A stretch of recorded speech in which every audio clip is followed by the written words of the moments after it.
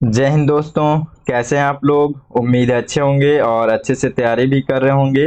और आपके तैयारी को और बेहतर करने के लिए मैं 6 जुलाई 2023 का करंट अफेयर्स लेकर के आ गया हूं, जो कि सभी करंट अफेयर्स द हिंदू से संबंधित है।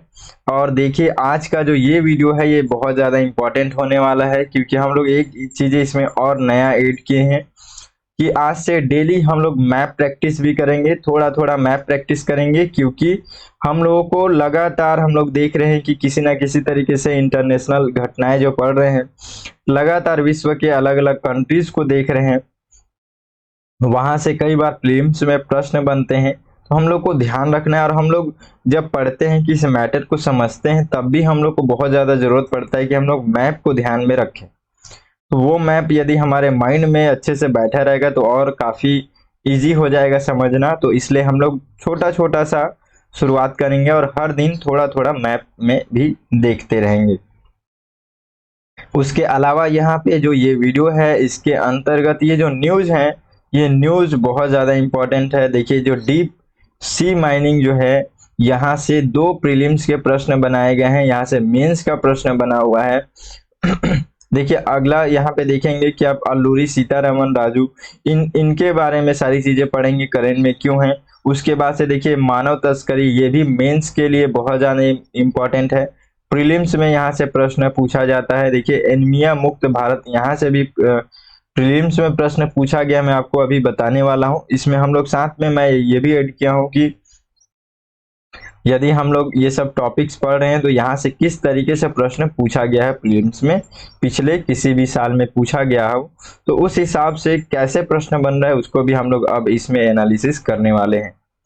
उसके बाद से देखेंगे हम लोग ये प्लेटो स्पायरोसिस, इसके बारे में भी हम लोग पढ़ेंगे, ये न्यूज में क्यों है और क्या चीजें हैं। ये सारी चीजें बहुत अच्छे से पूरा डीप तरीके से हम लोग पढ़ने वाले हैं।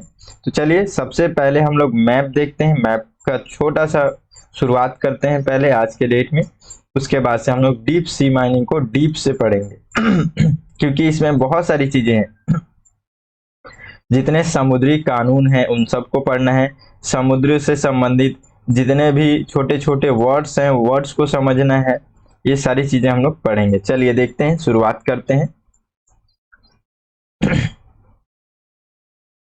देखिए, आज हम लोग केवल नॉर्मल तरीके से जितने भी महाद्वीप है और महासागर है, इन्हीं सभी को हम लोग पहला शुरुआत करने वाले हैं। ठीक है, जैसे कि देखिए, यहाँ पे एशिया है, ऑस्ट्रेलिया है, और यहाँ पे देखिए अंटार्कटिका है, अफ्रीका है, यूरोप है, साउथ अमेरिका है और नॉर्थ अमेरिका है। ठीक है, तो इस तरीके से हम लोग कॉन्टिनेंट देख लिए। अब उसके बाद हम लोग ओशियन देखेंगे।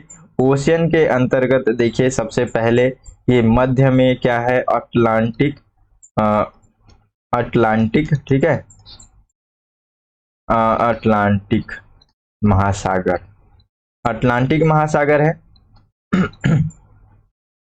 ये अटलांटिक महासागर को अगर आप देखते हैं तो ये और छोटे, और इसको अगर भागों में बांटते हैं तो ये ऊपरी क्षेत्र को यहाँ पे उत्तरी अटलांटिक महासागर कहते हैं, दक्षिणी यानी निचले निचले क्षेत्र को दक्षिणी अटलांटिक महासागर कहते हैं। अब ये अटलांटिक महासागर को आप देखेंगे कि ये सभी क्षेत्र, यहाँ से जितने भी यहाँ देश हैं, इन सभी देशों का जो बॉर्डर लाइन है, यानी कि तटीय क्षेत्र जो है, वो अटलांटिक महासागर के अंतर्गत दिख रहा है, जुड़ा हुआ दिख रहा है। उसी तरीके से हम लोग यूरोप का एक एक यहाँ पे धीरे धीरे करके हम लोग जितने भी यहाँ पे देश हैं उन सभी को पढ़ेंगे। अभी हम लोग केवल शुरुआत कर रहे हैं, तो यहाँ पे धीरे धीरे आगे बढ़ेंगे। देखिए, यूरोप का ये जो पूरा बॉर्डर है, यानी कि ये पश्चिमी क्षेत्र जो है, वो पूरा अटलांटिक महासागर से टच होता है। बीच बीच में और भी महासागर है, छोटे छोटे समुद्र हैं, उन सभी के बारे में भी हम लोग धीरे धीरे आगे पढ़ेंगे। अफ्रीका का देखिए, ये पूरा पश्चिमी क्षेत्र जो है, ये अटलांटिक महासागर से जुड़ा हुआ है। अब यहाँ पे हम लोग देखते हैं हमारा इंडियन ओशन, यानी कि हिंद महासागर, हिंद महासागर, इसको आप अगर इसका बॉर्डर देखते हैं तो ये सारे हमारे ये सारा चीज देखिए, ये पूरा इधर, ये हमारा इंडिया, इधर से ये पूरा बॉर्डर को टच करता है। इधर से आप देखेंगे ये पूरा अमेरिका, ये सारी चीज़ों को, ये सॉरी अफ्रीका जो है, अफ्रीका की ये पूरे तट को टच करता है। और यहाँ पे ये देखेंगे कि ये जो बॉर्डर्स हैं, ये जो बॉर्डर्स हैं, ये ये अफ्रीका का पूर्वी क्षेत्र है, ठीक है, पूर्वी क्षेत्र को टच करता है। तो उसके बाद से इधर आप देखते हैं तो ये पूरा म्यांमार, इंडोनेशिया का पश्चिमी तट को टच करता है। साथ ही साथ यहाँ पे ऑस्ट्रेलिया, ऑस्ट्रेलिया तो हम लोग देखेंगे पूरा ही इधर से हर तरफ से टच करता है। फिलहाल के लिए हम लोग यहाँ पे देखेंगे उत्तरी और पश्चिमी क्षेत्र को टच कर रहा है, ठीक है, क्योंकि ओशियन अलग अलग चेंज हो जाते हैं। अब यहाँ पे देखिए पैसिफिक ओशियन यानी कि प्रशांत प्रशांत महासागर, ठीक है, प्रशांत महासागर। ये जो प्रशांत महासागर है ये केवल इधर के क्षेत्र को ही टच नहीं कर रहा है, ये बहुत बड़ा एरिया में फैला हुआ है। और यहाँ पे आप देखेंगे कि ये यहाँ पर भी है, इनके जो ये नॉर्थ अमेरिका है, नॉर्थ अमेरिका के बॉर्डर्स को भी टच करता है, पश्चिमी क्षेत्र को। उसी तरीके से साउथ अमेरिका के पश्चिमी क्षेत्र को हम लोग पेरू का तट यहाँ पे पढ़े थे, ठीक है, ये पेरू का तट को हम लोग पढ़े थे। तो ये सारी चीजों को हम लोग देखे थे, ये सभी का बॉर्डर्स लाइन को टच करता है, ठीक है।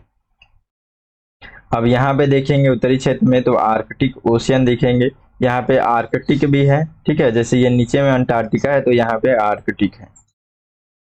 तो इस तरीके से हम लोग जो बड़े बड़े समुद्र है उसको हम लोग देख लिए हैं। अब यहाँ पे देखिए दक्षिणी ओशियन है, यहाँ पे दक्षिण सागर है। तो इस तरीके से हम लोग ये सारी चीजों को देख लिए। अब थोड़ा सा धीरे धीरे करके हम लोग डीप और पढ़ते जाएंगे, ठीक है। अब हम लोग एक एक कॉन्टिनेंट के बारे में भी पढ़ेंगे, उसके बारे में भी पूरा बॉर्डर लाइन हर चीजों को समझेंगे, जो जो चीजें हम लोग देख सकते हैं। चलिए अब आगे बढ़ते हैं अपने टॉपिक की ओर। और देखिए जिस तरीके से अभी आप लोगों का समर्थन प्राप्त हो रहा है उस तरीके से अब एक जिम्मेदारी बन गई है कि मैं समय से पहले और सारी चीजें लगातार इस तरीके से बेहतर करके लाऊं। तो इसीलिए अब मैं और भी इसमें ज्यादा कोशिश करने लगा हूं। आप सभी का धन्यवाद। और लगातार इसी तरीके से आप लोग अपना तैयारी करते रहिए, कमेंट करके बताइए किस तरीके से लग रहा है, और भी कुछ बेहतर करने का अगर मौका मिलेगा तो बहुत ज़्यादा अच्छा लगेगा। चलिए देखते हैं। सबसे पहले सी माइनिंग, ये डीप सी माइनिंग, ये बहुत ज़्यादा इंपॉर्टेंट है क्योंकि यहाँ से मेंस के लिए, प्रीलिम्स के लिए दो प्रश्न बने हुए हैं, उसके बारे में भी हम लोग डिस्कशन करेंगे, ठीक है। देखिए अभी न्यूज़ में क्यों है, ये न्यूज में इसलिए है क्योंकि इंटरनेशनल सी बेड अथॉरिटी जो है ये डीप सी माइनिंग के लिए पूरा तैयारी कर रहा है। मतलब लगातार इसमें अब क्या है कि अभी न्यूज में ये आ रहा है कि जो आईएसए है ये डीप सी माइनिंग के लिए तैयारी कर रही है करने के लिए, ठीक है। और लेकिन यहाँ पे प्रॉब्लम्स क्या है कि ये अब अगर डीप सी माइनिंग होगा तो इसके दो पक्ष हो रहे हैं कि एक तो क्या होगा कि यहाँ से जरूरी जितने संसाधन हैं वो तो प्राप्त होंगे, लेकिन दूसरे पक्ष में एक और बातें हैं कि यहाँ से पर्यावरण को भी नुकसान हो सकता है, समुद्री पर्यावरण, पारिस्थितिकी तंत्र भी यहाँ पे डैमेज हो सकता है। तो एक पक्ष ये भी हो रहा है, ऐसा भी बातें कही जा रही है। देखिए यहाँ पे एक अध्ययन से पता चला है कि व्यावसायिक पैमाने पर गहरे समुद्र में खनन कार्य संभावित रूप से महासागरों और लुप्त प्राय प्रजातियों जैसे कि ब्लू वेल, कई डॉल्फिन प्रजातियों सहित सितासियों को नुकसान पहुंचाते हैं। ये सितासियों क्या है, जैसे कि हम लोग देखें कि ये ब्लू वेल डॉल्फिन से प्रश्न पूछ लिया गया प्रीलिम्स में, उसी तरीके से हम लोग इसको भी क्लियर करके रखेंगे कभी भी इस तरीके से अगर प्रश्न बना, क्योंकि ये सब चीज़ें बहुत ज़्यादा यहाँ पे ये सब यूपीएससी प्री के लिए ये सब काफ़ी इंपॉर्टेंट टॉपिक्स हो जाते हैं। तो देखिए यहाँ पे ये क्या है, सितासियन क्या है, ये सितासियन जो है ये विशेष रूप से जलीय स्तनधारी है, जैसे कि वेल, डॉल्फिन, पोर्पोइज, इसी तरीके से ये भी है। और ये जो है ये सितासियन जो है ये दुनिया भर के महासागरों और कुछ मीठे पानी के वातावरण में पाए जाते हैं। तो सितासियन करके कुछ भी ऐसा वर्ड आया तो आप समझ लेंगे कि ये समुद्री स्तनधारी जीव है और ये मीठे पानी के वातावरण में पाए जाते हैं, दुनिया भर में पाए जाते हैं, हर जगह पे, कोई स्पेसिफिक केवल यहीं पाए जाते हैं, ठीक है, केवल इंडियन ओशियन में ही पाए जाते हैं। इस तरीके से प्रश्न अगर पूछा तो उसको तुरंत आप क्या करेंगे, गलत करेंगे, ठीक है। चलिए आगे देखते हैं अब हम लोग कि ये जो अब यहाँ पे जो माइनिंग है वो माइनिंग करने के लिए क्या जरूरत पड़ रही है, क्यों अभी इसका शुरुआत किया जा रहा है। तो देखिए सबसे पहले तो इसके पक्ष में देख लेते हैं कि ये घटते स्थलीय भंडार, अब यहाँ पे क्या हो रहा है कि हमारी ज़रूरतें बहुत ज़्यादा बढ़ गई हैं अभी के समय में, लेकिन हमारे पास संसाधन नहीं है, उतने ज़्यादा खनिज संसाधन नहीं है, घट रहे हैं लगातार, जितने हैं उसमें भी अब कमी हो रही है। तो हम लोग एक तरीके से समुद्र के निचले क्षेत्र में मानते भी हैं कि बहुत सारे ऐसे जो बहुत ज़्यादा मतलब वो बहुमूल्य धातु वगैरह मिलने की संभावना रहती है, तो उसके कारण से भी यहाँ पे लगातार हम माइनिंग करने की तैयारी कर रहे हैं। देखिए इसमें क्या है कि तांबा, निकिल, एल्युमिनियम, मैग्नीज, जस्ता, लिथियम, कोबाल्ट जैसी धातुओं के घटते भंडार के कारण से भी हम लोग को ये माइनिंग करना पड़ रहा है। ठीक है, आगे और देखिए इसमें स्मार्टफोन, पवन टरबाइन, सौर पैनल, बैटरी के उत्पादन के लिए भी इन धातुओं की मांग बढ़ रही है। तो अब मांग अगर बढ़ रही है तो उसकी पूर्ति कैसे कर सकते हैं? इसको करने के लिए कहीं ना कहीं हम लोग को माइनिंग करना पड़ेगा। जमीनी क्षेत्र में करके देख लिए हैं, बहुत ज़्यादा अब संसाधन नहीं बचे हुए हैं, तो हम लोग अब समुद्र की ओर भी आगे बढ़ रहे हैं और वहाँ भी देख रहे हैं कि क्या चीज़ें, वहाँ से क्या क्या चीज़ें प्राप्त हो सकती हैं। ठीक है, और साथ ही साथ हम लोग को देखिएगा ये सब आपको क्या है कि मेंस के लिए पॉइंट्स मिल रहे हैं। ठीक है, तो इसको ध्यान रखिएगा, आपको कारण भी देखना है, पक्ष भी देखना है, प्लस साथ में आपको एक मध्यम मार्ग से लेकर के आपका आंसर निकलना चाहिए कि मध्यम मध्यम रास्ता होना चाहिए। क्योंकि देखिए अगर हमारे पास जरूरत की जितने संसाधन है, जितने खनिज हैं, जितने भी उपयोगी हम लोग, जैसे अभी स्मार्टफोन, पवन टरबाइन, पैनल, सौर पैनल, बैटरी, इन सभी का यदि हम लोग इन सभी के लिए जरूरी चीजें अगर नहीं रहेंगी तो क्या होगा, इन सभी का मांग और ज्यादा बढ़ जाएगा, फिर हम लोग उसको मैनेज नहीं कर पाएंगे। तो ये भी हमारे लिए जरूरी है, प्लस हमारे को ये भी जरूरी है कि हमारे वातावरण में किसी भी तरीके की कोई भी प्रॉब्लम्स भी ना हो, है ना। तो इन दोनों के मध्य का मार्ग निकालना पड़ेगा। चलिए अब हम लोग आगे और बढ़ते हैं और देखते हैं अब नुकसान क्या क्या हो सकता है।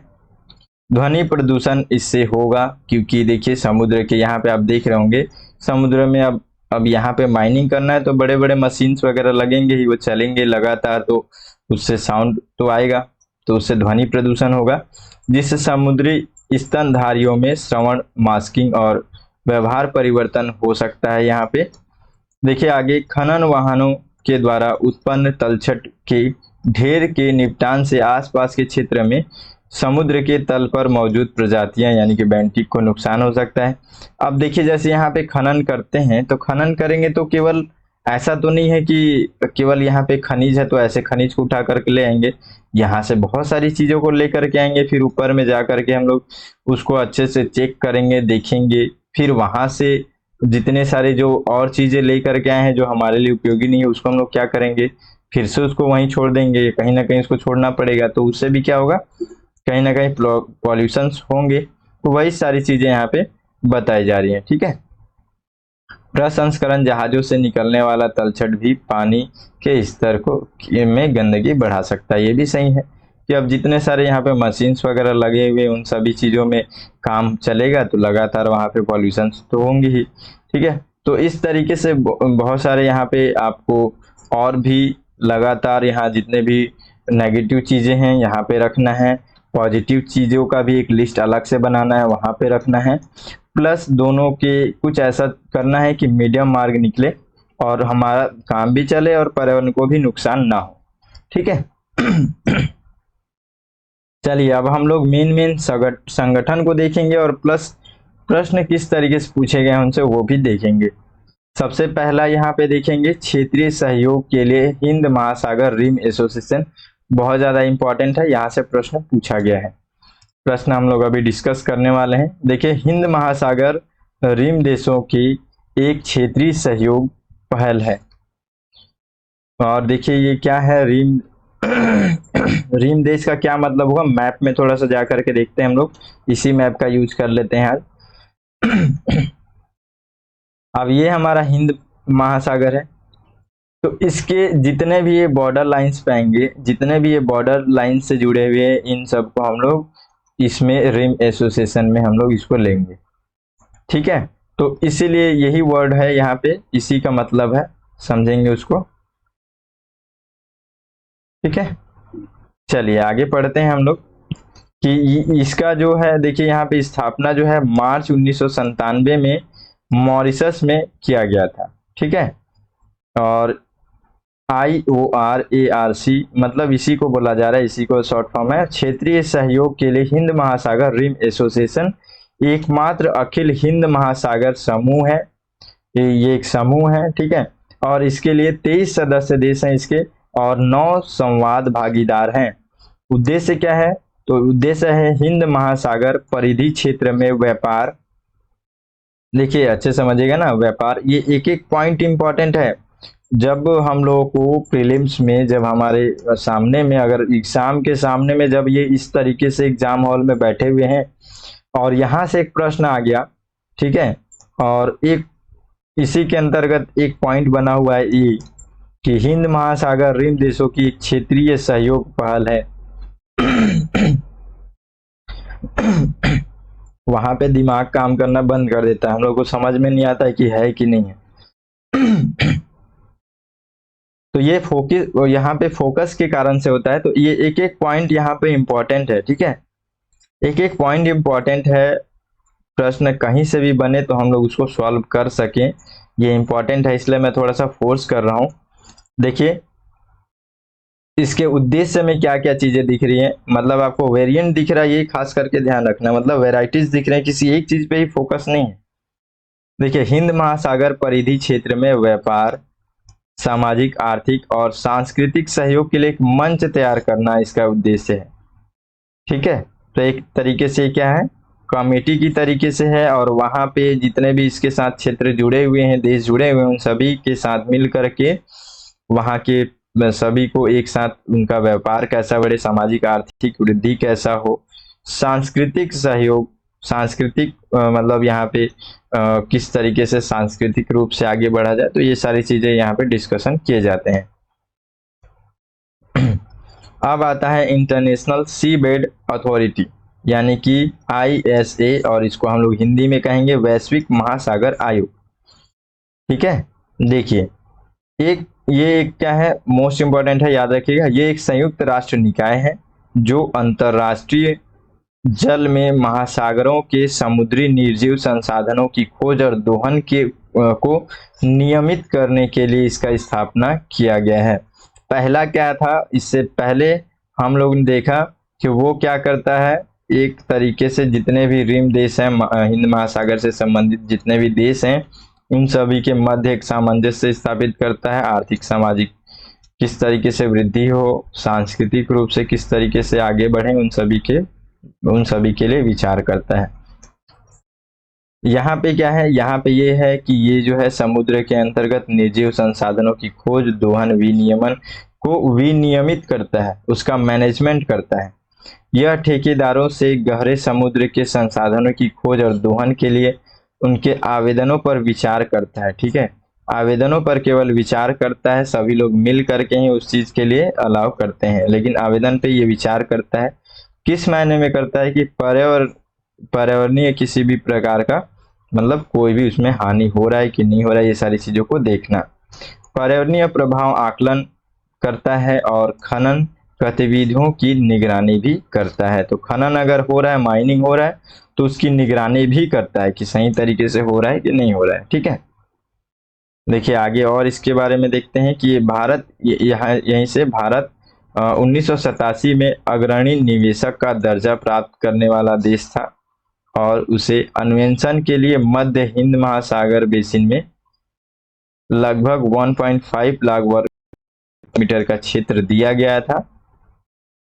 हिंद महासागर बेसिन में समुद्र तल से पॉलीमेटालिक नोड्यूल्स का पता लगाने का भारत का एक विशेष अधिकार भी दिया गया, और 2017 में 5 साल के लिए और बढ़ा दिया गया था। ठीक है, तो वो ये सारी चीजें जो अधिकार मिली हैं उनका क्या कर रहा है, यहाँ पे इंटरनेशनल सीबेड अथॉरिटी जो है लगातार इसके साथ में है और नियंत्रण सारी चीजें देख रहा है, मैनेजमेंट। ठीक है, तो अब देखते हैं हम लोग यहाँ पे कि ये जो पॉलीमेटालिक नोड्यूल्स क्या है, क्योंकि यहाँ पे ये वर्ड आया हुआ है, तो इस वर्ड के बारे में हम लोग देखेंगे। देखिए पॉलीमेटालिक नोड्यूल्स या फिर पॉलीमेटालिक ग्रंथियां, ये क्या है? पॉलीमेटालिक ग्रंथियां या फिर इसी को मैग्नीज ग्रंथियां भी कहते हैं। तो इससे हम लोग एक चीज क्लियर हो गया कि इसमें मैग्नीज आवश्यकता से ज्यादा रहती हैं। आगे देखते हैं, आलू के आकार की ये होती हैं। इनमें बड़े पैमाने पर छिद्र पूर्ण नलिकाएं पाई जाती हैं। यह गहरे समुद्र में विश्व महासागरों के समुद्र तलों की ढलाई पर पाई जाती है। मैग्नीज और लोहे के अलावा इनमें निकिल, तांबा, कोबाल्ट, सीसा और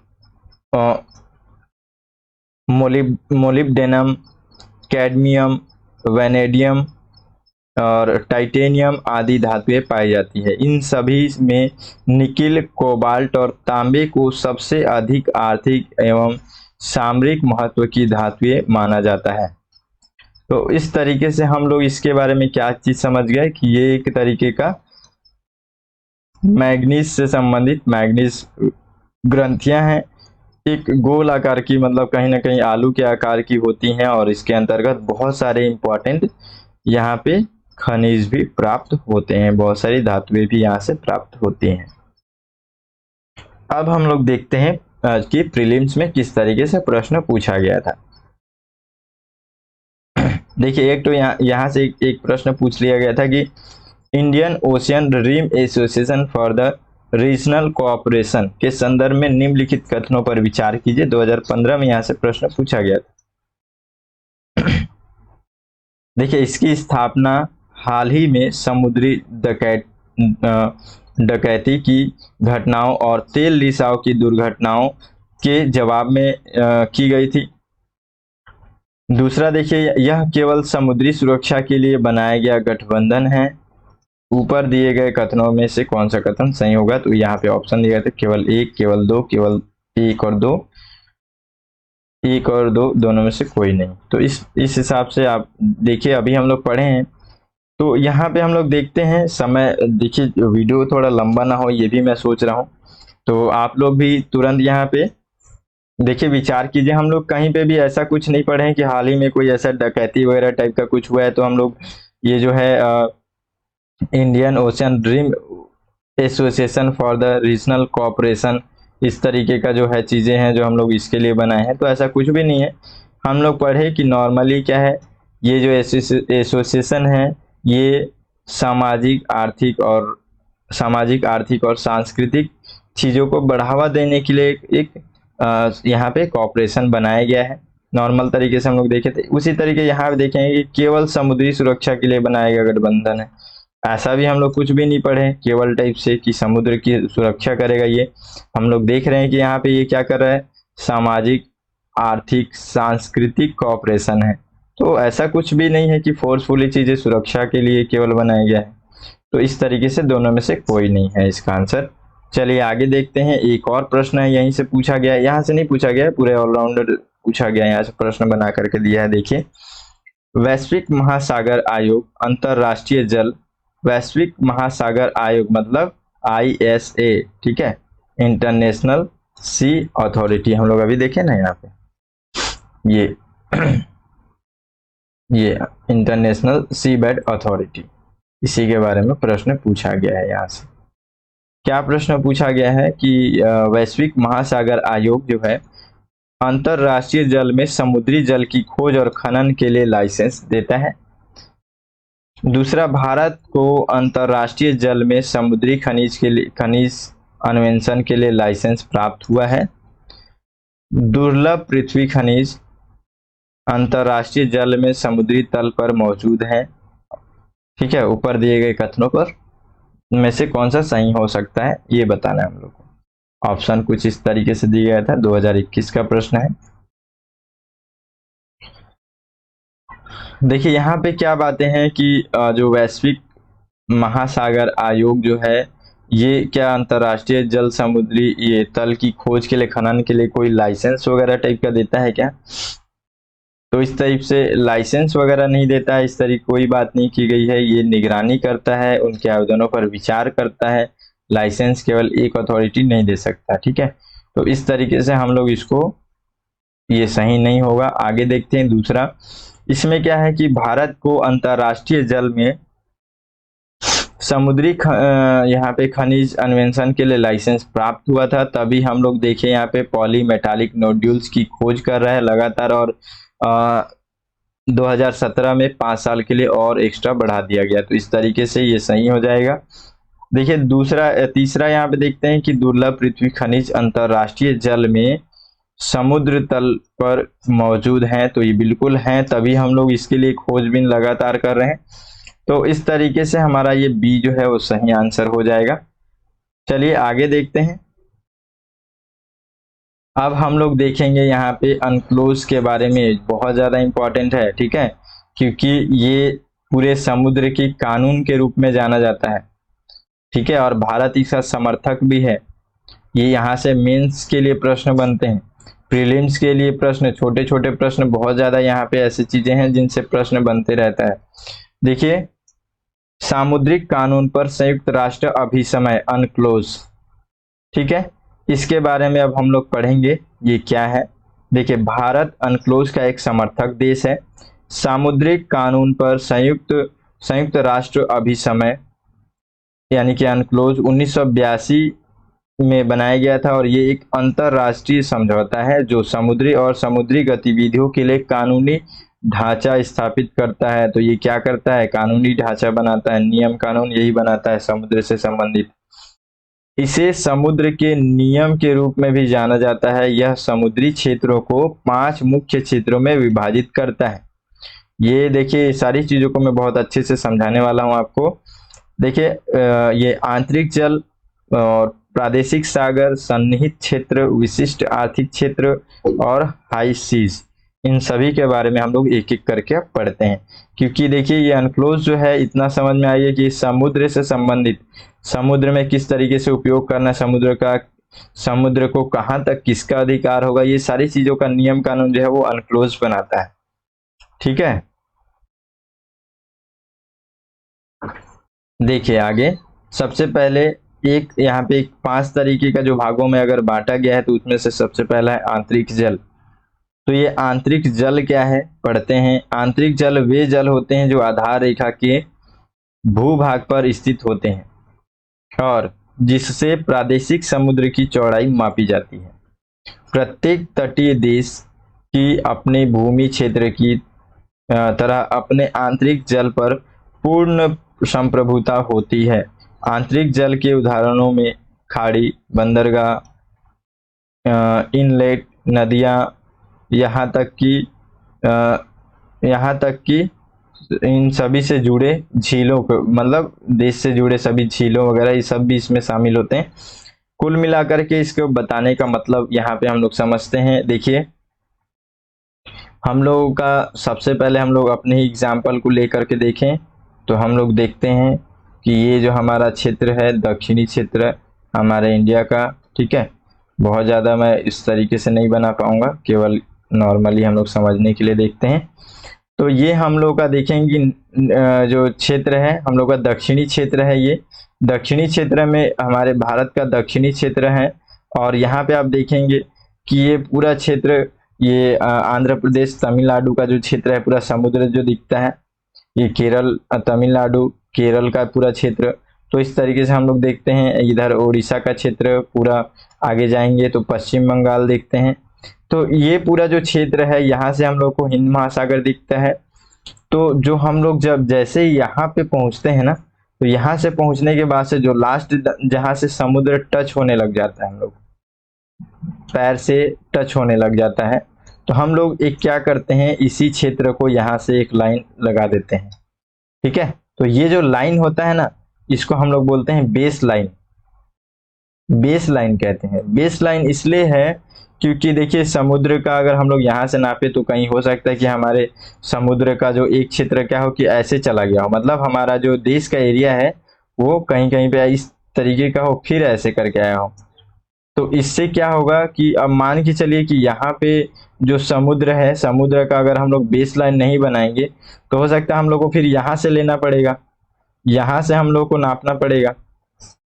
तो इस तरीके से क्या होगा कि सभी देशों के लिए एक समान नहीं बन पाएंगी। उसी चीज़ों को हम लोग, अगर हमारा जो देश है उसमें हम लोग कितना भी कटा फीटा है, हम लोग देखते हैं जो हम जो हम लोग का जितना भी ये किनारे का क्षेत्र है वो कटा फीटा रहता है, एक जैसा ऐसे बराबर नहीं रहता है। जब आप वहां सामने जाएंगे तो पता चलेगा कि लगातार आपको ऐसे ऐसे ऐसे ऐसे कटा फीटा जो क्षेत्र दिखेगा। ठीक है, तो उसको क्या करते हैं हम लोग, एक बेस लाइन बनाते हैं, एक नॉर्मल सीधा रास्ता रहेगा, सीधा लाइन रहेगा, उसी लाइन से हम लोग नापेंगे। तो ये वाला जो क्षेत्र है ये हमारा है आंतरिक जल। ठीक है, क्लियर हुआ। ये हमारा यहाँ से अगर ये बेस लाइन है तो इधर का पूरा क्षेत्र आंतरिक है। और यहाँ पे क्या खास बातें हैं कि ये हमारे पूरे अधिकार क्षेत्र के अंतर्गत आता है। ठीक है, इसमें और किसी का अधिकार नहीं चलता, हमारे अधिकार चलते हैं। ठीक है, इतना क्लियर हुआ। अब आगे देखते हैं प्रादेशिक सागर। प्रादेशिक सागर क्या है, मतलब हम लोग इसको इंग्लिश में भी याद रख सकते हैं कि ये टेरिटोरियल वाटर कहते हैं इसको, TW, टेरिटोरियल मतलब टेरिटोरियल वाटर। ठीक है, तो ये हम लोग प्रादेशिक सागर इसी को कहते हैं। इसमें क्या खास बातें हैं, इसमें ये है कि जब हम लोग का बेस लाइन जो बन गया, उस बेस लाइन से आगे जाने पर हम लोग 12 नॉटिकल मील तक जो चलते हैं, ये 12 नॉटिकल मील के ये जो बीच का क्षेत्र है ये पूरा होता है प्रादेशिक सागर। ठीक है, और ये जो बेस लाइन है, बेस लाइन से इधर जाएंगे, बेस लाइन से इधर जाएंगे तो हमारा पूरा आंतरिक क्षेत्र मिलेगा, आंतरिक जल मिलेंगे। ठीक है, तो ये 12 नॉटिकल मील तक ये प्रादेशिक सागर जो है वो विस्तृत रहता है। उसके बाद से हम लोग देखेंगे सन्निहित क्षेत्र, कंटीजियस जोन, कंटीजियस जोन। ठीक है, इसको हम लोग देखेंगे। तो कंटीजियस जोन देखते हैं, सन्निहित क्षेत्र का विस्तार ये आधार रेखा से 24 नॉटिकल मील तक जाता है। देखिए ये मैप आपको दिखाया हुआ हूं, तो ये जैसे मान के चले हमारे देश का जो समुद्री जो क्षेत्र है, जहां मैं आपको अभी बता रहा था उस तरीके का ये क्षेत्र है, वहां पे ये क्षेत्र है। ठीक है, इस तरीके का क्षेत्र है, ये वाला जो क्षेत्र है दक्षिणी का। तो ये क्या है, हम लोग इसको आधार रेखा बनाए, आधार रेखा इधर से आंतरिक क्षेत्र ये हो गया, आंतरिक जल हो गया, ये सारी चीजें आंतरिक जल हो गई यहाँ पे ये पूरा। और ये है हमारा, ये हमारा क्या है, बेस लाइन है। यहाँ से हम लोग 12 नॉटिकल आगे जाएंगे समुद्र में, तो यहाँ पे आएगा, तो ये जो क्षेत्र है ये हमारा होगा प्रादेशिक सागर। यहाँ से फिर आगे चल करके यहाँ 12 और चलेंगे, तो यहाँ पे क्या होगा, कंटीजियस जोन होगा, यानी कि सन्निहित क्षेत्र आ जाएगा, ये सन्निहित क्षेत्र हो जाएगा। ठीक है, देखिए हम लोग जितना भी काउंटिंग कर रहे हैं ना, ये बेस लाइन से कर रहे हैं। तो हम लोग क्या किए, सबसे पहले यहाँ से 12 नॉटिकल मिल गए तो प्रादेशिक क्षेत्र मिला, प्रादेशिक सागर मिला, तो हम लोग फिर यहीं से और 12 चले जाएंगे तो हम लोग को फिर क्या मिल जाएगा, सन्निहित क्षेत्र। तो ये अब हम लोग का सन्निहित क्षेत्र हो गया। तो ये सन्निहित क्षेत्र यानी कि कंटीजियस जोन। ठीक है, यहाँ पे देखिए ये सबसे पहले बेस लाइन था। ठीक है, बेस लाइन के बाद से यहाँ पे हम लोग को टेरिटोरियल वाटर्स यहाँ पे मिले, उसके बाद से कंटीजियस जोन मिला, है ना। तो अब हम लोग आगे और देखते हैं इसी के बारे में क्या खास बातें हैं। खास बातें इधर ही से हैं, जितना इंपॉर्टेंट चीजें हैं ये तो बेसिक चीजें हैं जो कि कहीं पे बीच में ऐड कर देगा, उसको ध्यान रखना पड़ेगा। लेकिन यहाँ से क्या है, और भी बहुत सारे प्रश्न बनने की संभावना रहती है। तो सबसे पहला जो कंटीजियस जोन है या सन्निहित क्षेत्र है, ये 24 नॉटिकल मील तक विस्तृत होता है, सबसे फर्स्ट पॉइंट। दूसरा चीज, तटीय देशों को अपने क्षेत्र के भीतर राजकोषीय आव्रजन, स्वच्छता, सीमा शुल्क कानूनों के उल्लंघन को रोकने तथा दंडित करने का पूरा अधिकार होता है। मोस्ट इंपॉर्टेंट है पहला पॉइंट। दूसरा पॉइंट, तीसरा, इसमें संबंधित देश को अपनी सीमा में न्यायाधिकारिता का अधिकार होता है। लेकिन सबसे मोस्ट इंपॉर्टेंट चीज जो कि नेगेटिव पॉइंट है और यहीं से प्रश्न फंसता है, ठीक है, कि क्या होता है यहाँ पे हवाई और आंतरिक क्षेत्र में, अंतरिक्ष जो क्षेत्र है उस पर ये लागू नहीं होता। यानी कि इस क्षेत्र में ये जो कंटीजियस जोन है, यहाँ से अगर कोई हवाई जहाज गुजरता है तो आप उसको नहीं रोक सकते हैं, वो आपके अधिकार क्षेत्र से बाहर है। आप सब चीज यहाँ पे करेंगे, सब चीज आपके अंदर में है, लेकिन आप ये नहीं कर सकते। ठीक है, आंतरिक क्षेत्र से किसी भी तरीके का कोई भी कार्य किया जा रहा है तो वो भी यहाँ पे आप नहीं कर सकते, किसी भी तरीके से उसको रोक नहीं सकते। ठीक है। आगे चलिए आगे देखते हैं। और अब आता है हम लोग का अनन्य आर्थिक क्षेत्र, exclusive economic zone, EEZ. EEZ बहुत ज्यादा न्यूज में रहता है ये। अब ये क्या होगा, ईईजेड आधार रेखा से 200 नॉटिकल मील दूरी तक होता है। यानी कि ये हमारा बेस लाइन है, ये हमारा बेस लाइन है। तो यहाँ से लेकर के 200 मीटर तक नॉटिकल मील तक हम लोग जाते हैं, तब हमारे को जो है यहाँ पे एक्सक्लूसिव इकोनॉमिक जोन मिलता है। ठीक है, तो पूरा ग्राफ से अब अच्छे समझ में आ रहा है ना आपको, ये बहुत ज्यादा इंपॉर्टेंट है, सबको क्लियर करना। ठीक है, तो देखिए आगे यहाँ पे, तो ईईजेड जो है आधार रेखा से 200 नॉटिकल मील दूरी तक रहता है और इसमें तटीय देशों को सभी प्राकृतिक संसाधनों की खोज, दोहन, संरक्षण, प्रबंधन का संप्रभु अधिकार होता है। यानी कि ये अनन्य आर्थिक क्षेत्र जो है ये भी हमारे देश के अंदर में रहता है, हम लोग इसमें खोजबीन सारी चीजें कर सकते हैं। ठीक है, तो ये है अनन्य आर्थिक क्षेत्र के बारे में।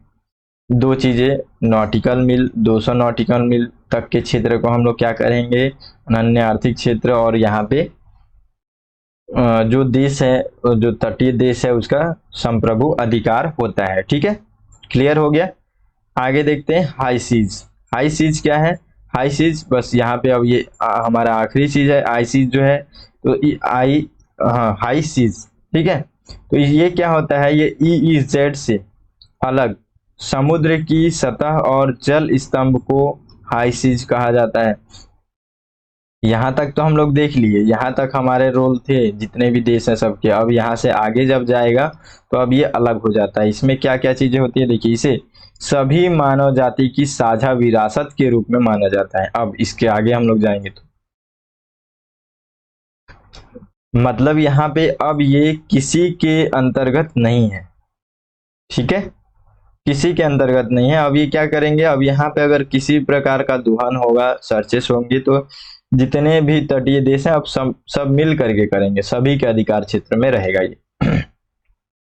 किसी भी राष्ट्रीय अधिकार क्षेत्र में ये नहीं होता है। ठीक है, ध्यान रखेंगे। देश इन क्षेत्रों में सभी इसी क्षेत्र के बारे में बात की जा रही है कि गतिविधियों का संचालन तब तक कर सकते हैं, यानी कि कोई भी देश इसमें तब तक गतिविधियों का संचालन कर सकता है जब तक कि वे शांतिपूर्ण उद्देश्यों के लिए हो, जैसे कि पारगमन, समुद्री विज्ञान और पानी के नीचे की खोज। ठीक है, तो ये हाई सीज समझ में आ गया। अब हम लोग एक बार सबको रिवाइज कर लेते हैं।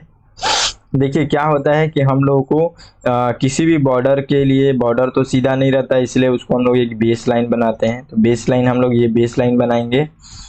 हम लोग पहले बेस लाइन बना देंगे। बेस लाइन बनाने के बाद से बेस लाइन का जो इधर का क्षेत्र है ये तो हमारा अधिकार के अंतर्गत रहेगा। हम लोग बेस लाइन से 12 नॉटिकल मील आगे बढ़ेंगे तो हम लोग को यहाँ पे टेरिटोरियल वाटर्स मिलेंगे 12 नॉटिकल मील। उसके बाद से फिर हम लोग बेस रेखा से आगे चलेंगे, यहाँ पे बेस लाइन से आगे चलेंगे तो 24 नॉटिकल मील तक चलेंगे तो हम लोग को कंटीजियस जोन मिलेगा। और यहाँ से फिर हम लोग 200 यहाँ से चलेंगे, बेस रेखा से हम लोग ले लेते हैं। तो यहाँ से 200 नॉटिकल मील तक चलते हैं तो हम लोगों को मिलता है यहाँ पे एक्सक्लूसिव इकोनॉमिक जोन। इसके बाद से हम लोग को ये सारी चीजें जो है, इसके बाद से हाई सीज जो है वो हमारे अधिकार क्षेत्र से बाहर होता है और ये सभी लोग यहाँ पे यूज करते हैं इसका। ठीक है, तो हम लोग यहाँ पे देखें कि बेस लाइन से इधर जाने में हम लोग इसको हिंदी में समझते हैं कि ये आंतरिक क्षेत्र होता है और ये प्रादेशिक वाटर होता है, प्रादेशिक जल होता है। यहाँ पे ये हम लोग जब 12 नॉटिकल मील तक जाते हैं उसके बाद से यहाँ पे कंटीजियस जोन होता है। सॉरी मैं कुछ लगता है मिस्टेक कर रहा हूँ, देख लेते हैं एक बार। हाँ ठीक है, प्रादेशिक सागर कहते हैं। और उसके बाद से कंटीजियस जोन है जो कि बेस लाइन से 24 नॉटिकल मील जाने से हम लोग को सन्निहित क्षेत्र मिलता है। देखिए हिंदी इंग्लिश हमारे को ये प्रॉब्लम है, हम लोग को दोनों याद करना पड़ता है क्योंकि कई बार हिंदी जो है जल्दी से याद नहीं होता, डिफिकल्ट हो जाता है तो हम लोग वहाँ पे इंग्लिश को देखते हैं। तो इंग्लिश भी हम लोग को उतना ही ज़्यादा याद रखना पड़ेगा, हर जगह पे जरूरत नहीं है, लेकिन ये सब चीज़ें क्या है, प्रादेशिक क्षेत्र की जगह पर थोड़ा बहुत इधर उधर और भी कुछ कुछ नाम ले लेता है, तो यहाँ पे प्रॉब्लम्स होते हैं हम लोग को। और उसी को अगर इंग्लिश में देखें केवल एक ही रहेगा। अब यहाँ पे टेरिटोरियल वाटर्स ही रहेंगे, और यहाँ पे प्रादेशिक या फिर राज्यिक, इस तरीके से, है ना, कुछ भी वर्ड यहाँ पे यूज कर ले जितने भी इससे संबंधित है, तो हम लोग को इसलिए इश्यू होता है। तो हिंदी में हम लोग देख लेंगे प्रादेशिक सागर, और इंग्लिश में भी देख लेंगे टेरिटोरियल वाटर्स। फिर कंटीजियस जोन जिसको सन्निहित क्षेत्र कहते हैं, और उसके बाद से है यहाँ पे इकोनॉमिक एक्सक्लूसिव जोन, यानी कि अनन्य आर्थिक क्षेत्र, हम लोग इसको देख लिए। उसके बाद से लास्ट हाई सीज। तो ये क्लियर हो गया, सारी चीजों को समझ गए हैं, ये अच्छे से समझ गए ना। अब चलिए आगे हम लोग देखते हैं यहाँ पे अल्लूरी सीतारामा राजू, ठीक है। तो इनके बारे में हम लोग देखते हैं क्या खास बातें हैं। देखिए, हाल ही में हमारे राष्ट्रपति श्रीमती द्रौपदी मुर्मू जी जो हैं तेलंगाना के मुख्यमंत्री के साथ, कौन है मुख्यमंत्री, चंद्रशेखर राव के साथ अल्लूरी सीतारामा राजू जी के 125वीं जयंती समारोह में उपस्थित हुए थे, और वहां पे उनके बारे में भी कुछ कुछ बातें उन्होंने बताया। तो इस तरीके से ये जो है ये न्यूज में है अभी, तो इनके बारे में हम लोग थोड़ा देख लेते हैं, खास खास बातें हैं, क्योंकि देखिए ये सब चीज क्या है कि हमारे जो प्रीलिम्स में महत्वपूर्ण व्यक्तित्व के अंतर्गत आते हैं, हम लोग को ये चीजें समझनी चाहिए, ठीक है। देखिए, ये जो है ये भारतीय स्वतंत्रता आंदोलन में शामिल एक भारतीय क्रांतिकारी थे, पहला चीज। दूसरा, उनका जन्म आंध्र प्रदेश के वर्ष, यहाँ पे थोड़ा सा इनको वर्ष में कंफ्यूजन है, 1997 98, कहीं पे 97 कहीं पे 98 है, तो वर्ष से तो क्वेश्चन नहीं पूछेगा। आगे देखिए, वह 18 वर्ष की आयु में एक सन्यासी बन गए, और इन्होंने अपनी तपस्या, ज्योतिष और चिकित्सा के ज्ञान और जंगली जानवरों को वश में करने की अपनी क्षमता के कारण पहाड़ी और आदिवासी लोगों के बीच में भी एक रहस्यमय आभा भी प्राप्त की। यानी कि इस तरीके से इन्होंने 18 वर्ष के ये इसमें ये क्या करे, तपस्या में चले गए, और लगातार जंगलों में भी भटके, वहां से जानवरों को किस तरीके से अपने वश में करके रखना है, ये सारी चीजों भी इन्होंने इन सब चीजों को जान लिया था। और इनके बारे में क्या क्या बातें हैं, देखिए, ये स्वतंत्रता आंदोलन में भी शामिल रहे थे, ठीक है।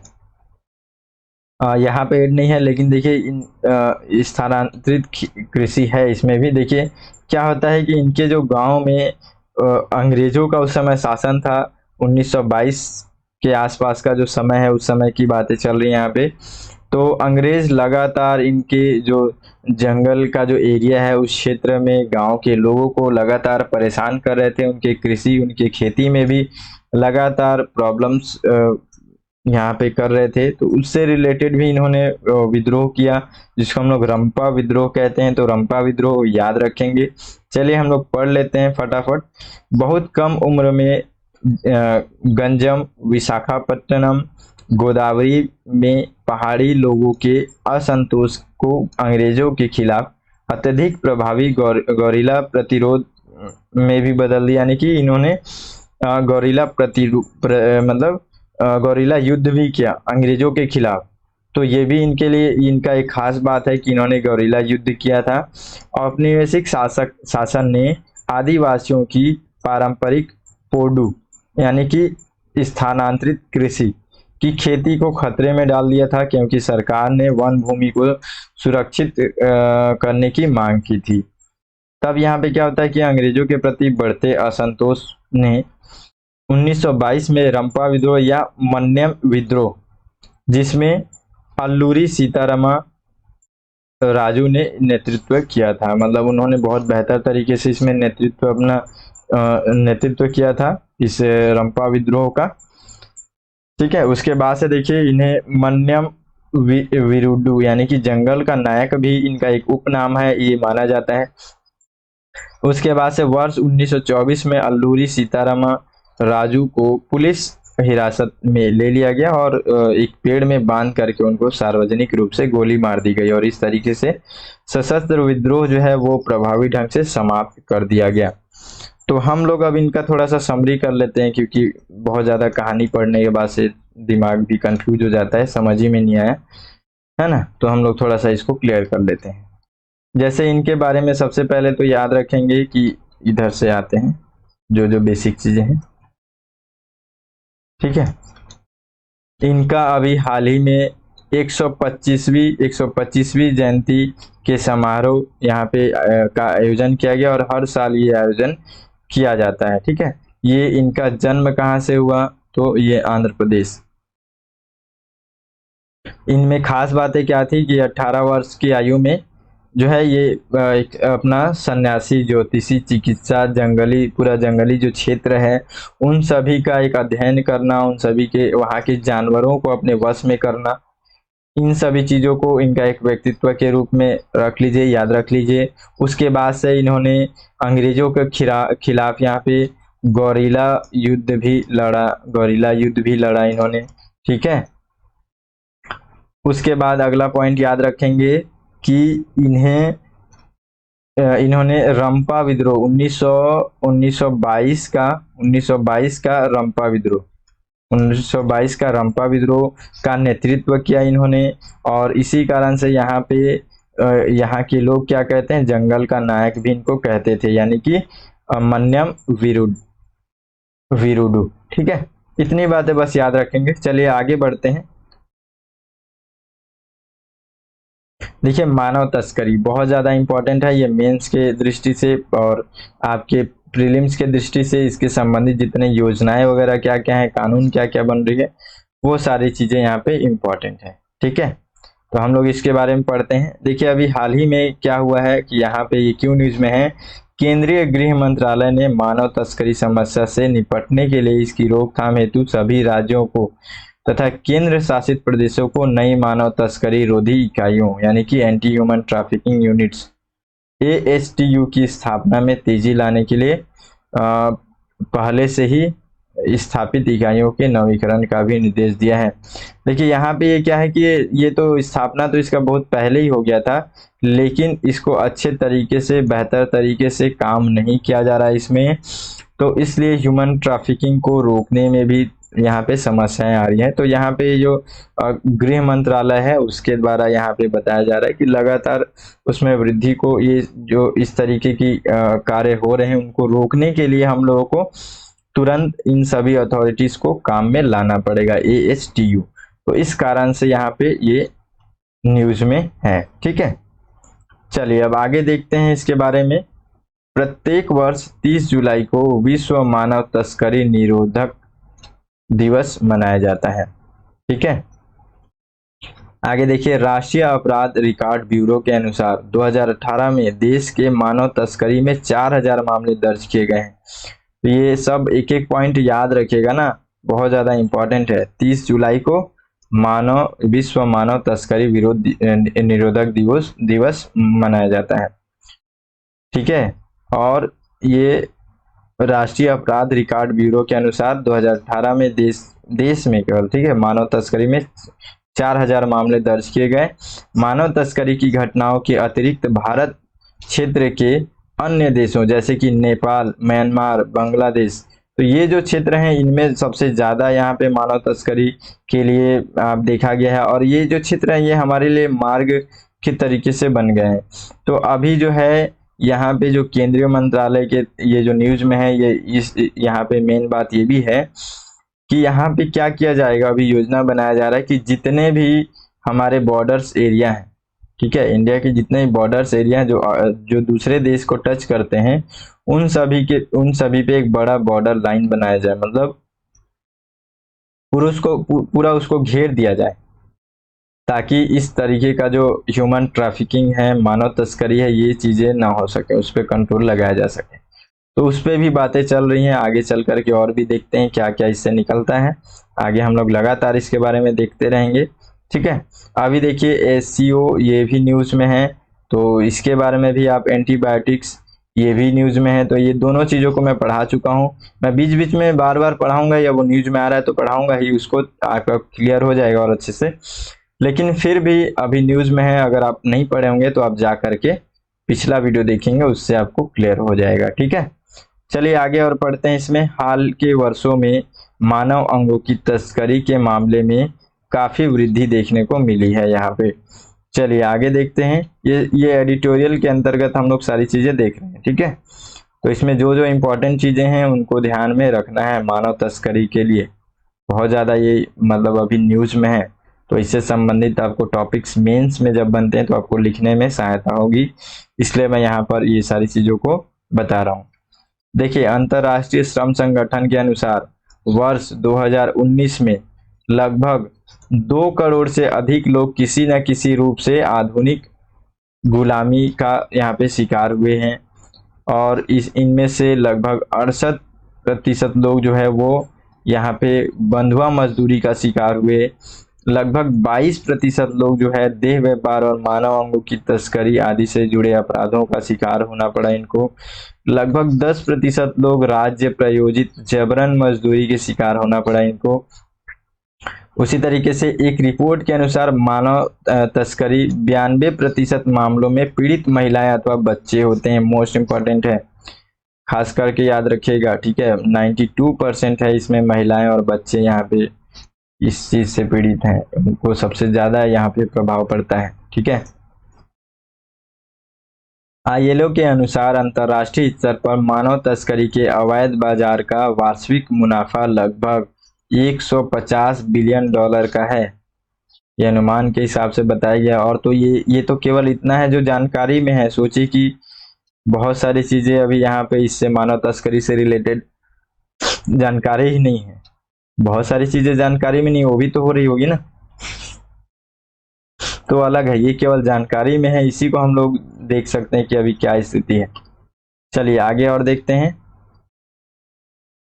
देखिए, मानव तस्करी की परिभाषा क्या होगी, मानव तस्करी हम लोग किसको कहेंगे, तो यहाँ पे देखिए संयुक्त राष्ट्र के द्वारा दी गई परिभाषा के अनुसार किसी व्यक्ति को डराकर बलपूर्वक दोषपूर्ण तरीके से कोई कार्य करवाना, एक स्थान से दूसरे स्थान पर ले जाना या बंधक बनाकर रखने जैसे कृत्य को तस्करी की श्रेणी में रखते हैं, ठीक है। तो ये परिभाषा है मानव तस्करी की, याद रखेंगे। आगे देखते हैं अब। ये जो है एंटी ह्यूमन ट्रैफिकिंग यूनिट, बहुत ज़्यादा ये इम्पोर्टेंट है, मानव तस्करी रोधी इकाई, ठीक है। देखिए इसके बारे में हम लोग समझते हैं, ये बहुत ज़्यादा इम्पोर्टेंट है। भारत में पहली एकीकृत मानव तस्करी रोधी इकाई की स्थापना वर्ष 2007 में की गई थी, और मानव तस्करी रोधी इकाई मानव तस्करी के खतरे की रोकथाम के लिए एक स्थापित एकीकृत कार्यबल है। पुलिस, महिला और बाल विकास विभाग, अन्य संबंधी विभागों तथा गैर सरकारी संगठनों के प्रशिक्षित प्रतिनिधि इस इकाई का हिस्सा होते हैं। देखिए ये नॉर्मल तरीके साधारण से पढ़ दे रहा हूं, मतलब ऐसा नहीं है, ये प्रश्न बनता है इससे। बड़े बड़े जो प्रश्न बनते हैं और साधारण दिखते हैं ना, उसमें छोटा सा जो है यहाँ पे यूपीएससी क्या करेगा, उसको चेंज कर देगा, तो आप सामान्य मान करके उसको सही करके आएंगे और बाद में पता चलेगा कि वो गलत है। तो इसलिए ध्यान रखिएगा, यहाँ पे क्या बोला जा रहा है, पुलिस, महिला और बाल विकास विभाग, अन्य संबंधित विभागों तथा गैर सरकारी संगठनों के प्रशिक्षित प्रतिनिधि इस इकाई में शामिल यानी कि इसके हिस्सा होते हैं, समझ रहे। तो आप यहाँ पे अगर ध्यान नहीं दिए होंगे तो अगला अगर मैं यहाँ पे ऑप्शन ये बना दूं कि यहाँ पे गैर सरकारी संगठनों का कोई महत्व नहीं होता या फिर इस इकाई का हिस्सा नहीं होते हैं, फिर आप सोच में पड़ जाएंगे, कंफ्यूज हो जाएंगे। जब आप एग्जाम में बैठे रहते हैं तो उस समय दिमाग कुछ अलग लेवल पे काम करता है, ठीक है। जो याद नहीं आएगा, जो याद आना चाहिए वो नहीं आएगा। कई बार ऐसा होता है ना, कई बार जो याद था उसको भूल जाते हैं और कंफ्यूजन में चले जाते हैं। तो ये सब चीजों के कारण से थोड़ा सा फोकस रखना जरूरी है ना। तो यहाँ पे क्या है कि ये गैर सरकारी संगठनों के प्रशिक्षित और प्रतिनिधि इस इकाई के हिस्सा होते हैं। मानव तस्करी रोधी इकाइयों के बुनियादी ढांचे की स्थापना हेतु केंद्र सरकार के द्वारा वित्तीय सहायता प्रदान की जाती है। देखिए यहाँ पे क्या डिफरेंस क्या है, देखिए बुनियादी ढांचे की स्थापना के लिए केंद्र सरकार देती है, जबकि इन इकाइयों के उपयुक्त कर्मचारियों की नियुक्ति, उनका प्रबंधन का दायित्व राज्य सरकारों के अंतर्गत होता है। ठीक है, क्लियर है, दोनों में अलग अलग चीजें हैं। और ध्यान रखेंगे कि ये मतलब इसका मतलब ये हुआ कि इसमें राज्य और केंद्र सरकार दोनों मिल करके इसके लिए काम कर रही है और करती है। ठीक है, आगे देखिए मानव तस्करी से संबंधित जो कानून बनाए गए हैं उसके बारे में भी यहाँ पे देख लेते हैं ऊपर ही, क्योंकि ये सारी चीजें मानव तस्करी के लिए जब भी मेंस के लिए इम्पोर्टेंट है, तो आर्टिकल्स के हिसाब से हम सब चीजों को देखते हैं। यहाँ पे देखिए इसके कानूनी प्रावधान क्या क्या है। देखिए अनैतिक व्यवहार निवारण अधिनियम 1956 बनाया गया था, और आपराधिक कानून संशोधन अधिनियम 2013 बनाया गया था। इसके माध्यम से भारतीय दंड संहिता की धारा 370 और 370 ए में मानव तस्करी से निपटने हेतु उपयुक्त प्रावधान किए गए हैं। इसके तहत यौन शोषण, दासता, सेवा, अंगों का व्यापार हेतु मानव तस्करी आदि को शामिल किया गया है।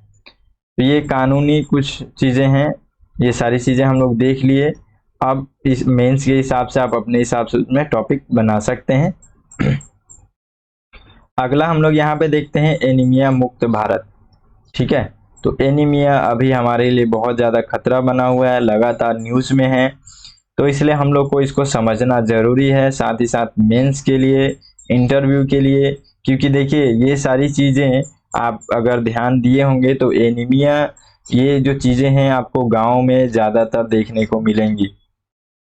ठीक है, तो आप जब शासन करते हैं, आपका जब किसी जगह पे भी आपका ट्रांसफ़र होगा तो उस जगह पे आप गाँव के उत्थान के लिए ही काम करेंगे सबसे ज्यादातर, मतलब काम, क्योंकि फोकस वहीं रहता है अपना।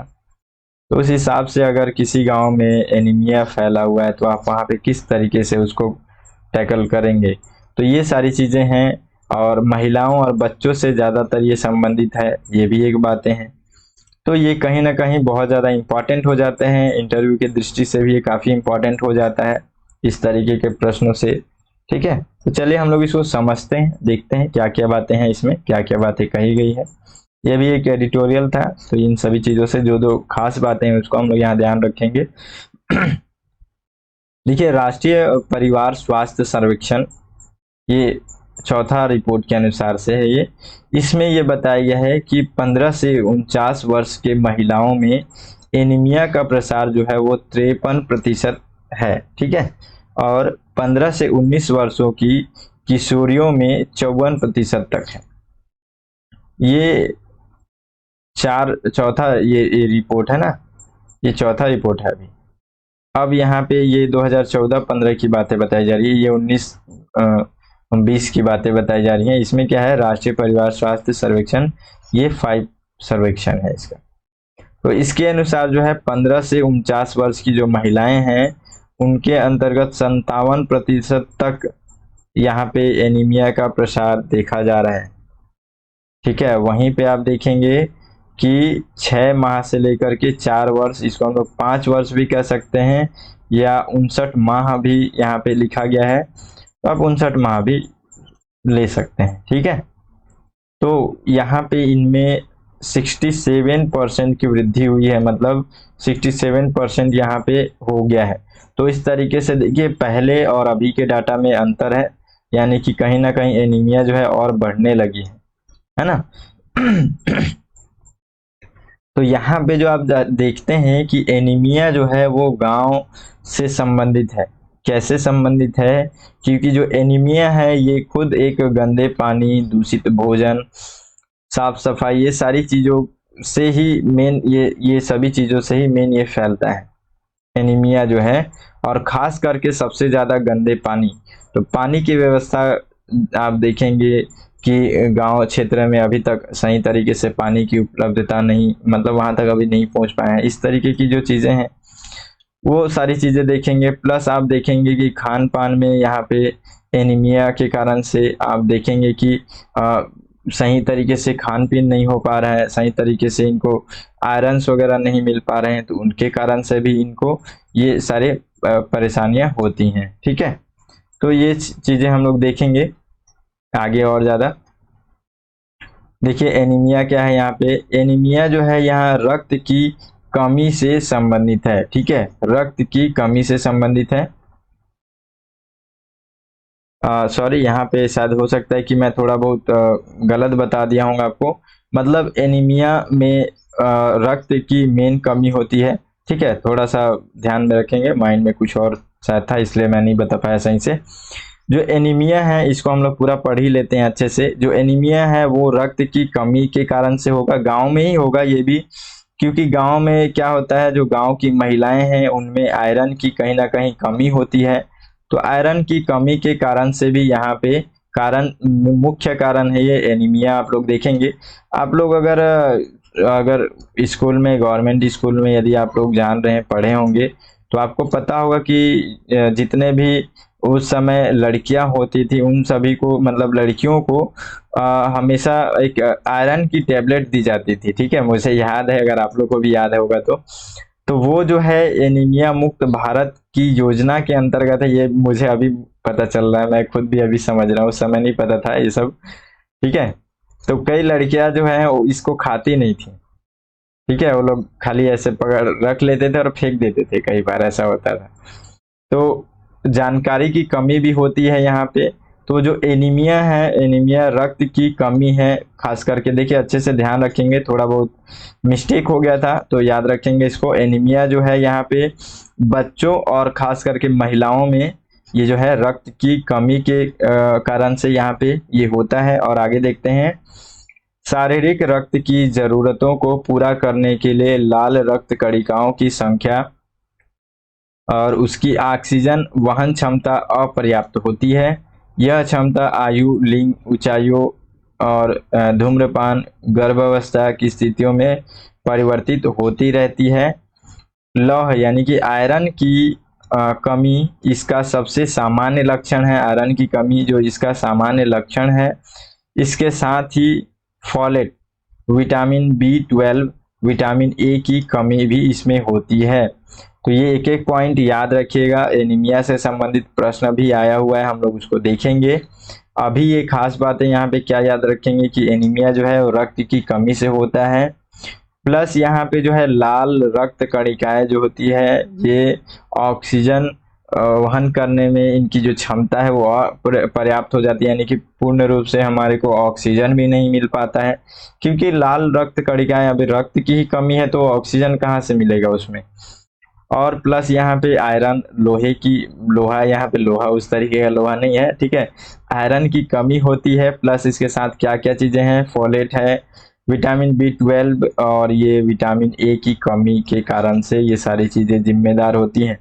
तो ये बातें याद रखेंगे। उसके बाद से देखिए, दीर्घकालिक सूजन और वजन, परजीवी संक्रमण, अनुवांशिक विकार भी एनीमिया के कारण हो सकते हैं। मतलब आपको दीर्घकालिक सूजन होगा, ये हम लोग इसको कारण मान सकते हैं। ठीक है, ये है कारण, मतलब एक कारण मतलब लक्षण, लक्षण होगा। ठीक है, ये होगा लक्षण। ठीक है, देखिए दीर्घकालिक सूजन, जलन, परजीवी संक्रमण, अनुवांशिक विकार भी एनीमिया के कारण हो सकते हैं। ठीक है, और एनीमिया की गंभीर स्थिति में आपको क्या क्या लक्षण हो जाएगा, यहाँ पे ये भी लक्षण है।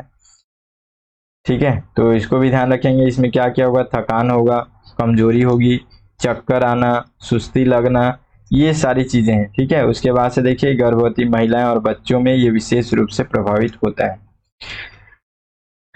ठीक है, देखिए यहाँ पे क्या है ना, हम लोग थोड़ा सा इसको क्लियर करते हैं, क्योंकि कई बार क्या है वर्ड्स के कारण से भी कंफ्यूजन हो जाता है कुछ कुछ चीजों के कारण से। जैसे कि दीर्घकालिक सूजन, जलन। अब ये जलन जो है और ये यहाँ पे ये जो दीर्घकालिक सूजन जो है, जब हमारे को एनीमिया होती है तो उस समय ये दो चीजें यहाँ पे देखने को मिलती हैं। साथ ही साथ यहाँ पे थकान भी लगने लग जाता है, कमजोरी भी आती है, सुस्ती भी लगता है। ठीक है, तो ये हमारे को धीरे से यहाँ पे लक्षण दिखने शुरू होते हैं।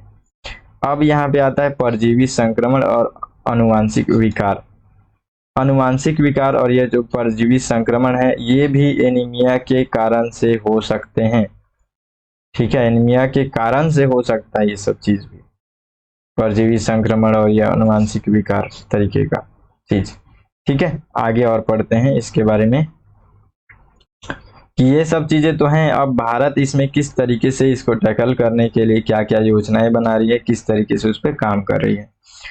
देखिए, एनीमिया मुक्त भारत जो है ये 2006 में लेकर के आया गया इसको, और एनीमिया की वार्षिक दर में जो यहाँ पे 1% 1 से लेकर के 3% तक यहाँ पे गिरावट लाने के लिए गहन राष्ट्रीय आयरन प्लस पहल की गई थी। कार्यक्रम के एक भाग के रूप में इसको शुरू किया गया था। साथ ही साथ इसमें एनीमिया मुक्त भारत कार्यक्रम में 6 से लेकर के 59 महीने के बच्चों और 5 से 9 वर्ष की किशोरियों और 10 से 19 वर्ष के किशोरों के लिए भी यहाँ पे योजनाएं बनाई गई, इसके अंतर्गत शामिल की गई है। गर्भवती महिलाओं और स्तनपान कराने वाली माताओं को विशेष रूप से लक्षित किया गया है। इसमें ये जो टॉपिक्स है ना, इसी से प्रश्न बना है, अभी हम लोग देखने वाले हैं, तो इसको थोड़ा ध्यान रखिएगा। आगे देखिए और इसमें क्या क्या किया गया। एनीमिया मुक्त भारत जो योजना है उसके अंतर्गत और ये सारी बातें हैं।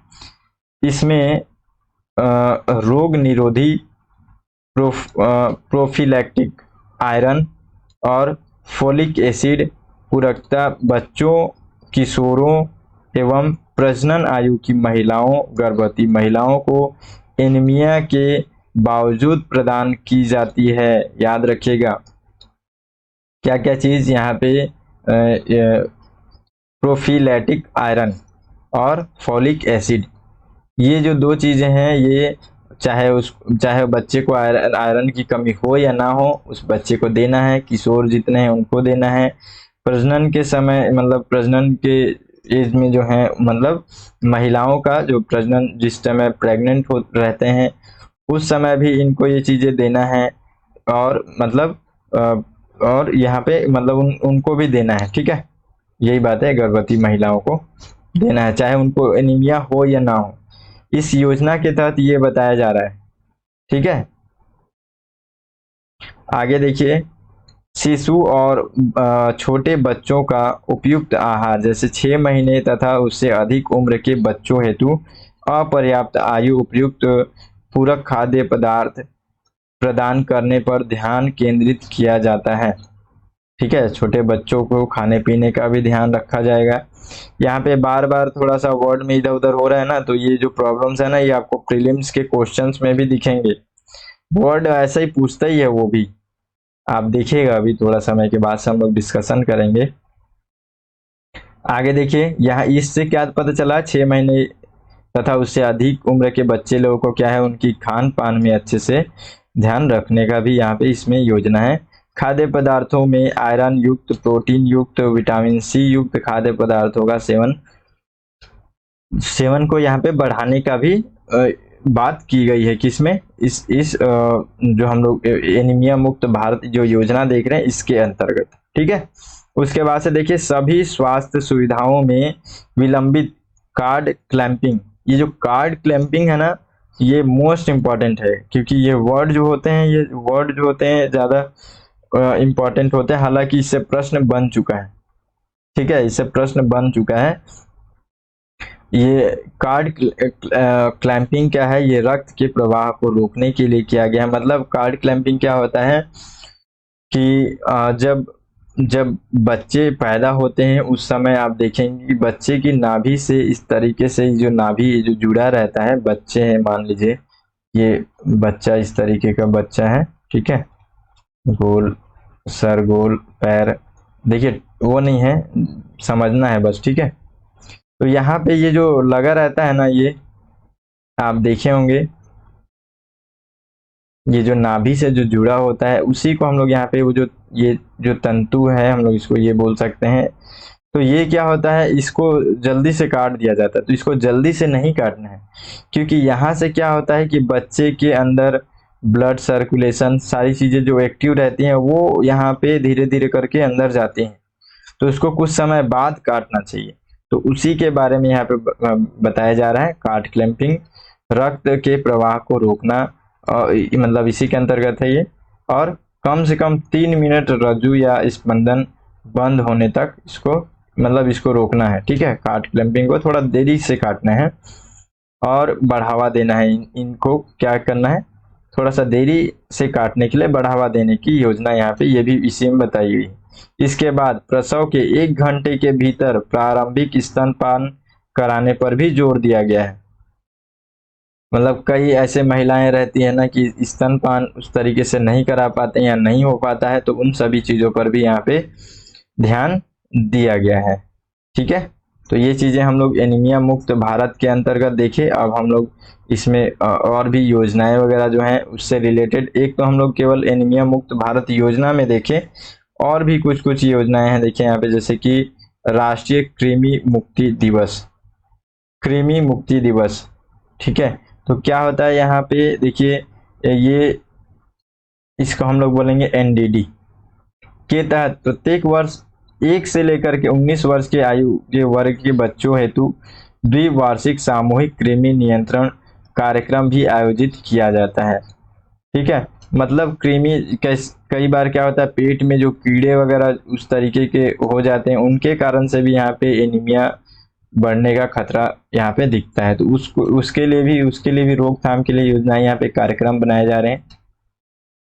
एनडीडी योजना के हिस्से के रूप में एनीमिया मुक्त भारत में गर्भवती महिलाओं और प्रजनन आयु की महिलाओं हेतु कृमि नाशक दवा भी शामिल है। इसी में शामिल किया गया है मलेरिया, हीमोग्लोबिनोपैथी और फ्लोरोसिस पर विशेष ध्यान देने के साथ स्थानीय क्षेत्रों में एनीमिया के गैर पोषण संबंधी कारणों को उजागर करना भी इसमें बताया गया है, ठीक है।